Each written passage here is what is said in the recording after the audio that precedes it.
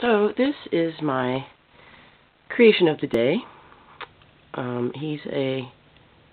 It is a dragon slash bird creature made out of paper. That's an index card and a purple post-it note. The dragon can actually stand, dragon bird, I guess, can actually stand because it has a penny taped to its base. And yeah, basically I was hanging out with a little kid, friend of mine, named Sam, and he reminded me that you can make stuff out of anything, anytime you want. So here we are again, seeing how the dragon is made. Alright, if only it had a name and could actually fly me across town like a taxi service.